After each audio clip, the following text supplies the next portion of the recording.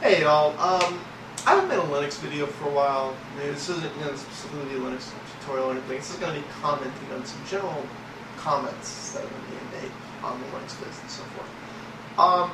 First off, what is Linux really missing at this point? And I'm not saying Linux isn't missing some things. It needs to be a core OS, but unfortunately, none of those things have anything to do with Linux itself. They have everything to do with reactive stuff. One of the things is full industry support. That has all but gone away recently. For those of you who don't know, a lot of hardware companies have been partnering with Linux as of late. Companies like Intel and Hewlett-Packard even, and so on and so forth.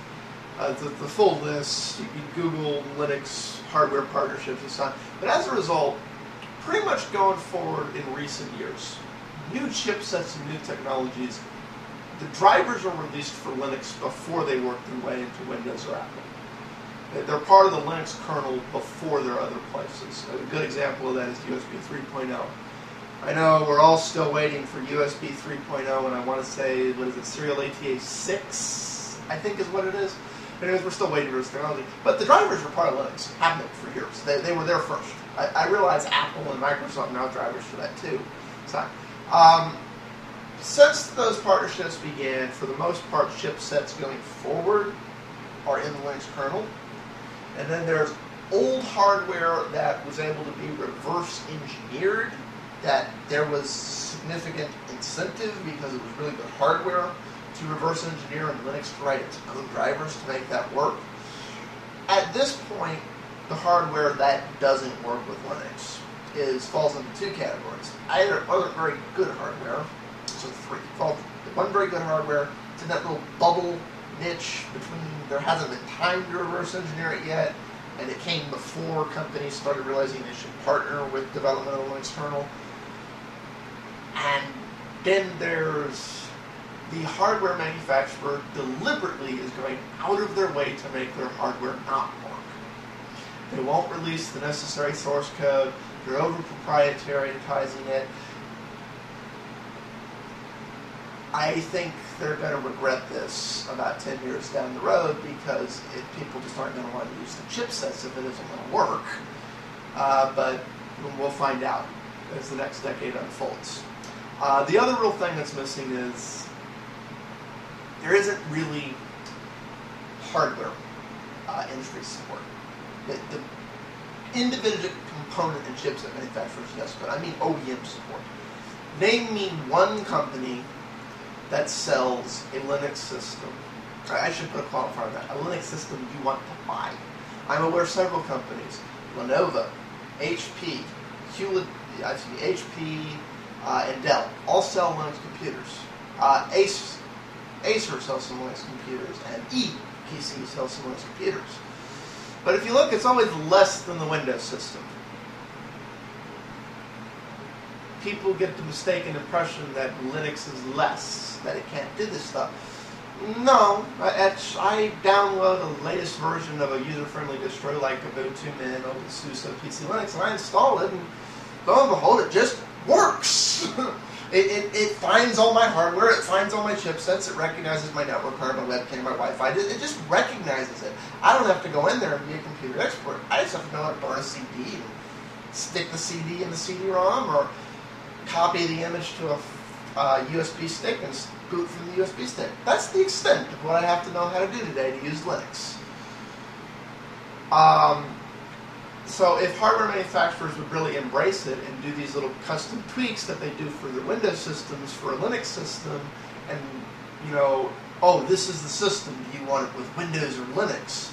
Not, well, this is our Windows system, and this really crappy system over here, the only person and the reason whatsoever to buy it is because you want to support Linux. Well, it's over here and it costs more. No, is there any reason or wonder these systems really don't sell?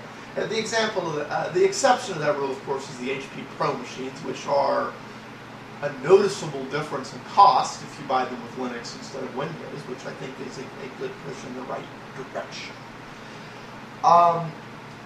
This has given way to a lot of myths. You know, little things like people assume things that were problems a few years ago are still problems because they haven't looked back in.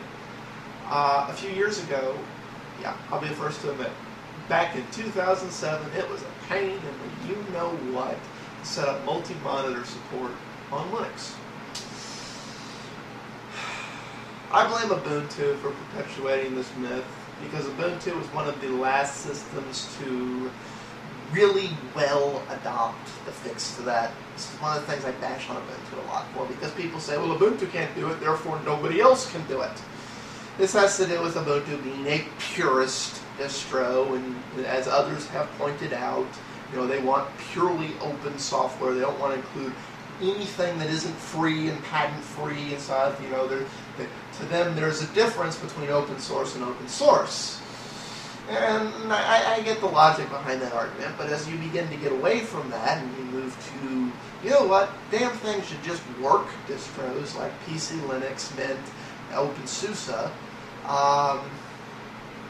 you realize that these issues have been solved for some time. Ubuntu has solved all of these now. Kudos to them for catching up with others, and in some ways they've pushed the envelope forward too. But, you know, multi-monitor, network setup, Wi-Fi thing, and all the things that used to be, this was painful on Linux, is now just as easy to do as it is on Windows. And in some cases, just as easy to do on Mac. And it's, in a modern user-friendly Linux distro, I kind of think you're getting the best of both worlds. You're getting the advantage of it runs on numerous types of hardware. Literally, Linux supports probably the most chipsets and different architecture and hardware of any of the big OSs. And you're getting a lot of what Apple claims you need to pay an excessive amount of money for, which is UI tweaking, because probably the most UI tweaking has happened in the last 5 years in Linux as opposed to Sun, which actually pisses me off a little bit because, you know, things that open source community developed, things that were developed for KDE and later worked their way in part into GNOME and so on and so forth. It's like you see the Windows ads, they go, now with Windows new feature, snap! It's like, Linux had that in 2001. It's like, what? This is your new feature. Microsoft invented this. Well, they've stole it with permission, and we've covered this. But it's one of those things that just annoys me. A lot of the innovations like this that work their way into Apple and Microsoft were developed first in open source, which is why whenever pro-Microsoft or pro-Apple people want to argue that open source would bring development to a standstill and halt, I'm like, what are you talking about? The innovations that both Microsoft and Apple have implemented that are the big rave things over the past 5 years, for the most part, were developed and all but completely grew up in open source. How would this prevent innovation? Yeah. Okay, I've only got about 1 minute left, so I can't babble on too much. But, you know, it's just, there's some things to consider.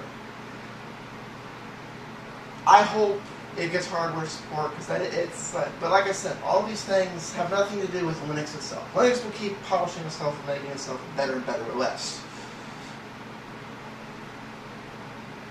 When the industry decides it's going to embrace it, is anyone's guess. I'm up on time. That's my little rant. Peace out. Ooh, one last thing I left out. Drivers. Something else people want to claim is that drivers, you know, hardware will stop working from one Linux version to the other. The only way this happens is if that particular distro is trying to make a minimalistic kernel and removed drivers from the kernel. Because the way Linux develops is all the drivers go in the kernel. And as a result, if something winds up working with Linux, and the driver finds its way in the Linux kernel, unless you remove it from the kernel, which only happens if you're trying to save space, that hardware will work from this day forward. Something that is not true with Windows or Mac. Peace out all.